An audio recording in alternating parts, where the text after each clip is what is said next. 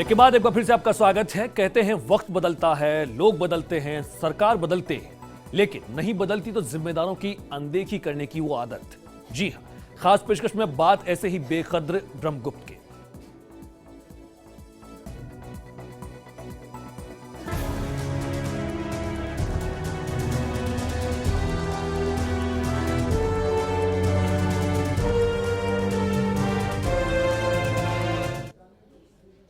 जी हां, कहा जाता है कि राज बदलता है, हाकिम नहीं, लेकिन जोधपुर शहर शायद इस मामले में दुर्भाग्यशाली रहा है।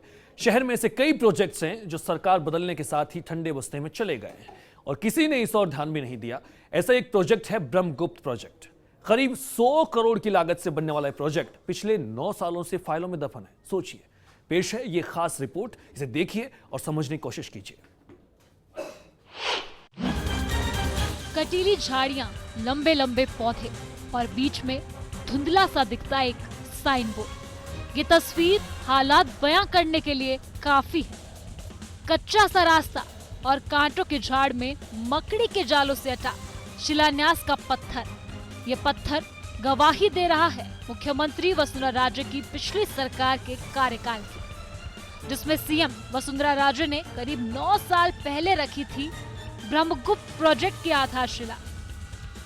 14 अगस्त 2007 को वर्तमान मुख्यमंत्री ने प्रदेश के ग्वारगम कृषि जीन्स और हैंडीक्राफ्ट उद्योग को बढ़ावा देने के लिए सूर्यनगरी के बोरानाडा में ब्रह्मगुप्त अनुसंधान एवं विकास केंद्र का शिलान्यास किया था।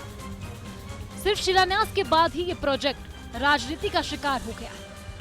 इस प्रोजेक्ट में शिलान्यास के बाद कुछ भी नहीं हुआ।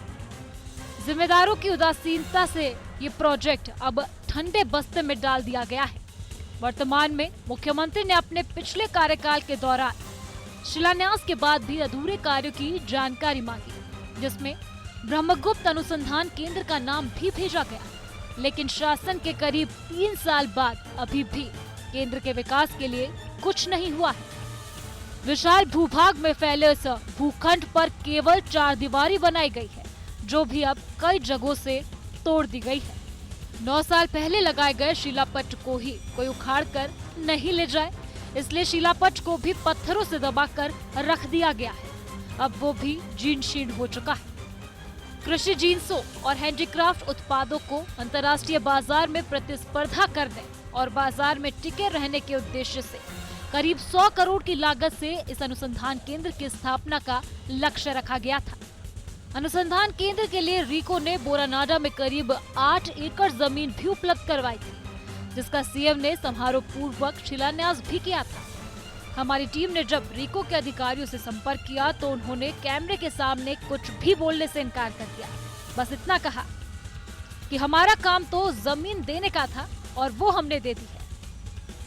अब उद्योग विभाग ही इस बारे में कुछ कह सकता है।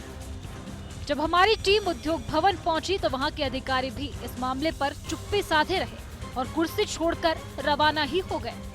अधिकारियों की ये चुप्पी कई सवाल खड़े करती है कि आखिर इस प्रोजेक्ट के अधूरा रहने के लिए जिम्मेदार कौन है और क्या भविष्य में ये प्रोजेक्ट कभी मूर्त रूप ले पाएगा। भाजपा सरकार तब भी थी, भाजपा सरकार अब भी है और एक उम्मीद अब भी है कि इस पर कुछ एक्शन लिया जाए। फिलहाल इस खास पेशकश में इतना ही। देखते रहिए फर्स्ट इंडिया। नमस्कार।